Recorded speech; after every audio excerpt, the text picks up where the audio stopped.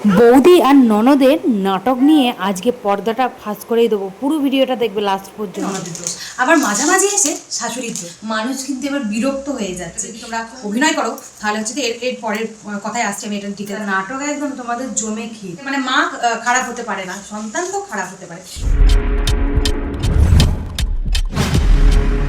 আমার আবারও একটি ভিডিওতে সবাইকে ওয়েলকাম জানিয়ে আমি ভিডিওটা শুরু করছি। তবে এদের নাটক দেখতে দেখতে আমাদের কিন্তু নিজেদের লাইফের মধ্যে একটা বিরক্তিবোধ চলে এসছে। ফোন খুললেই এদের দুজনের নাটক, এ বলে বৌদির দোষ আর এ বলে ননদের দোষ, আবার মাঝামাঝি এসে শাশুড়ির দোষ। ভাই কার দোষ একটু ক্লিয়ার করে তোমরা বলবে? তোমরা নাটকটা কিন্তু জমিয়ে দিয়েছো একদম। সত্যি কথা, নাটক একদম তোমাদের জমে ক্ষীর। তোমরা একটা কথা বলো, এত মানে একটা পুরো ফ্যামিলি মিলে তোমরা আর কি নাটকটা একদম ধরে রেখেছো। ঠিক আছে, সমস্ত কিছুই মানলাম।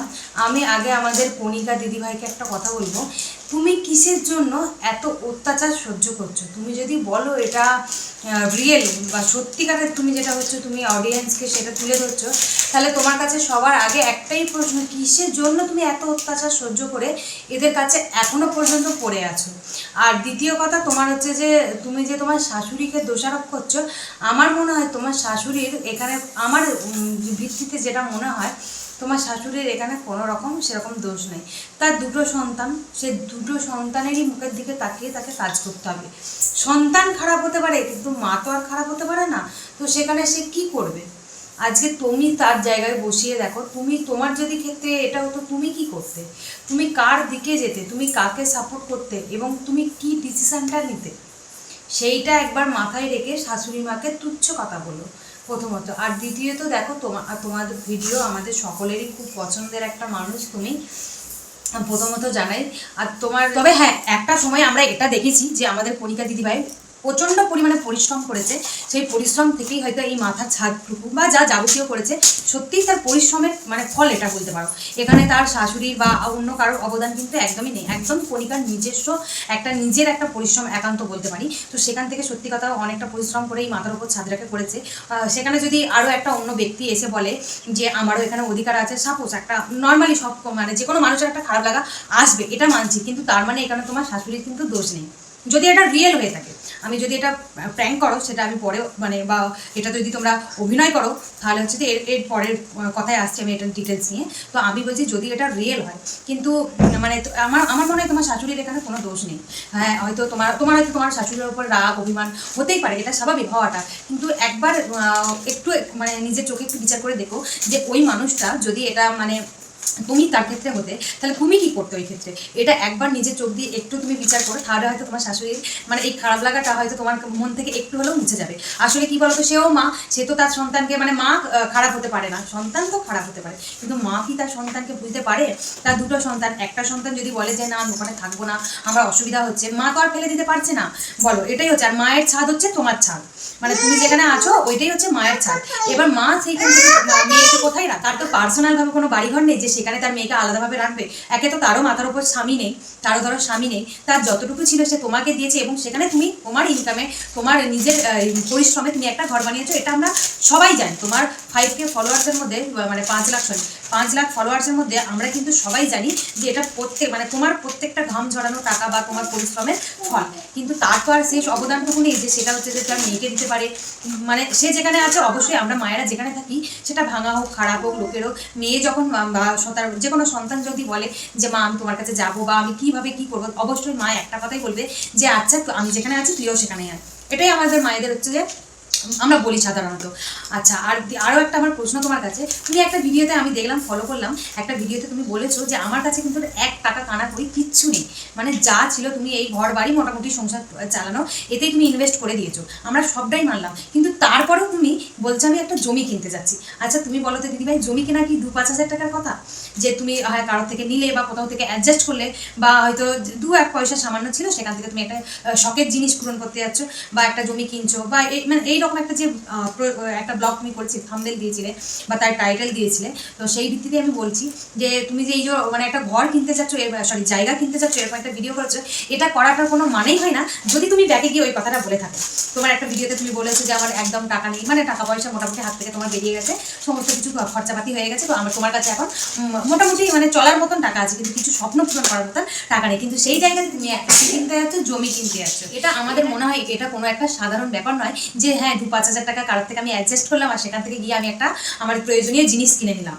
হ্যাঁ, তো এগুলো যদি মানে একটু একটু বেশি হয়ে যাচ্ছে, আমার মনে হচ্ছে এগুলো কি বলতে একটু বেশি হয়ে যাচ্ছে। হ্যাঁ, হয়তো তুমি তখন হয়তো এরকমও হতে পারে পরিস্থিতি, দেখো তোমার পরিস্থিতি, তোমার সিচুয়েশন অবশ্যই তুমি আমাদের থেকে বেটার বুঝবে, এটা আমরা মানি, কিন্তু তা বলে এগুলো আমার মনে হয় একটু বেশি হয়ে যাচ্ছে। কারণ তুমি এটা করতে পারতে বা এটা ভাবতে পারতে যে না এখন আমি এই পরিস্থিতি থেকে কিভাবে বেরিয়ে আসবো বা পরিস্থিতিটাকে কিভাবে ঠিকঠাক করবো, এটা ঠিক আছে। আর এবার যাই তোমার হচ্ছে সোনামণি ননদের কথায়। তোমার হচ্ছে যে ননদের মানে অ্যাক্টিং আর ননদের মেয়ের অ্যাক্টিং, মানে এদের কোনো জবাব নেই। যদি এটা ফেক মানে করে থাকো তাহলে কিন্তু ওদের পারফরমেন্স জন্যই কিন্তু তোমার এটা মানে ভিউজ বাড়ছে বা ভাইরাল হচ্ছে। তুমি যে তুমি এমনিই ভাইরাল, মানে আরও আর কি লোকদের দর্শক দেখছে শুধুমাত্র ওদের অভিনয়ের জন্য, বুঝতে পারলে? মানে এটাই, মানে ওরা একদম অ্যাক্টিংটাকে সেই লেভেলে ধরে রেখেছে। আমার কথা হচ্ছে ও এতদিন ওর ভালো লাগছিল শ্বশুরবাড়ি, এখন হঠাৎ এমনই কিবা হলো যে ওর ভালো লাগছে না, ঠিক আছে, ভালো লাগছে না, এমনকি তোমাকে মানে বিরক্তি বোধ হচ্ছে, সেটা নিয়ে তুমি এখনো পর্যন্ত চুপচাপ সহ্য করছো। সেখান থেকে তুমি কোনো মানে করছো না, মানে কোনো পুলিশ স্টেশন যাচ্ছ না, মানে নিজেদের ঝগড়াঝাটি নিজেদের ঘরের মধ্যেই রাখছো, নিজেরাই মিটমাট করছো, নিজেরাই মানে নিজেদের মতন রেখেছো, শুধু নর্মালি ক্যামেরা ধরে সোশ্যাল মিডিয়ায় পোস্ট করছো। এটাই কি হচ্ছে না এর বাইরেও কিছু রয়েছে? তো যাই হোক, যদি এরকম কিছু হয়ে থাকে তো আমি বিরক্ত হয়ে যাচ্ছি।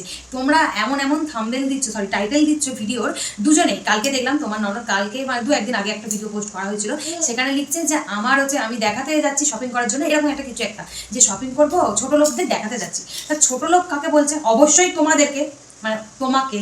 তা তোমাকে যদি ছোট লোক বলছে আর তুমি এইগুলোকে সহ্য করছো, এগুলো একদম মানা যাচ্ছে না।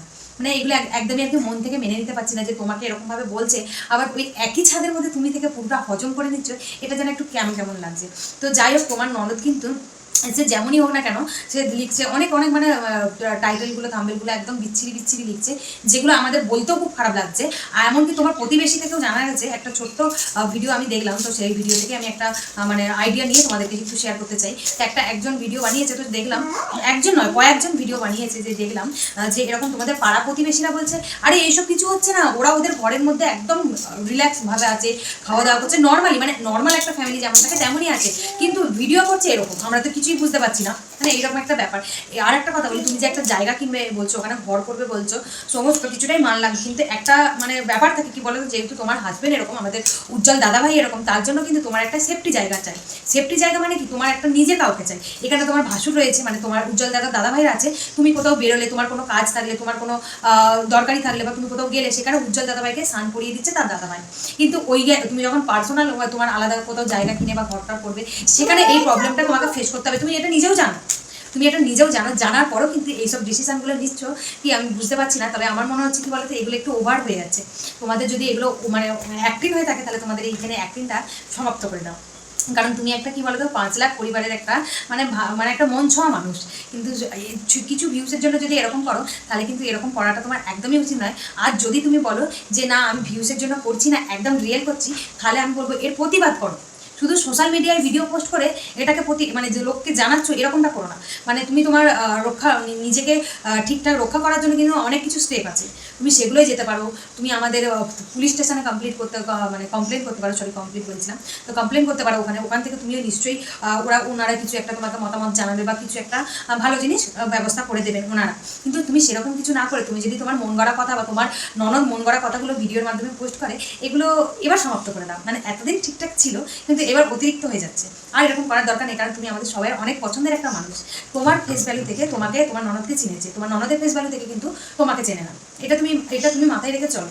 আরও একটা কথা, দোলের দিন দোল খেলছো, লিসেন একদম, এই যে দোল গেল, অথচ দোলের আগে থেকে তোমাদের ঝগড়া, অথচ দোলের দিন তোমরা দোল খেলছো। যেই মেয়েকে তুমি নিজের মেয়েকেও ডাব দিচ্ছ, তাকেও ডাব দিচ্ছ, অর্থাৎ তোমার ননদের মেয়ের কথা আমি বলছি, নিজের মেয়েকে যেই সম্মান দিচ্ছ, যেই ভালোবাসা দিচ্ছ, যেই আদর করছো, সেম করছো। মায়ের মমতার কাছ থেকে তাকে একটু দূরে রাখছো না। সেই মেয়ে কিভাবে তোমার মুখের উপর এত বড় কথা বলতে পারছে, এই স্টেপগুলো নিতে পারছে, এই থাম্বনেলগুলো দিতে পারছে, এই টাইটেলগুলো দিতে পারছে? একবার নিজেকে প্রশ্ন করে দেখো। এবং তুমি যদি সত্যিকারে এই প্রবলেমের মধ্যে থাকো, তাহলে আমি চাই তুমি একটু তোমার নিজের সেফটির জন্য যেসব আমাদের মানে থানা পুলিশ বা আরও অনেক প্রধান পঞ্চায়েত এরকম ছোটোখাটো মিটিংয়ের মাধ্যমে যেগুলো ক্লোজ করা যায় সেই ডিসিশন নাও, দেখবে হয়তো তোমার এবং তোমার পরিবারের সবাইরই খুব ভালো হবে। তো যাই হোক, আজকে আমার এতটুকুই বক্তব্য ছিল। আমার ভিডিও যদি ভালো লাগে তবে লাইক কমেন্ট করো এবং সাবস্ক্রাইব করে আমার পাশে থেকো। আর আমি ভিডিও করছি কিন্তু তামিলনাড়ু থেকে।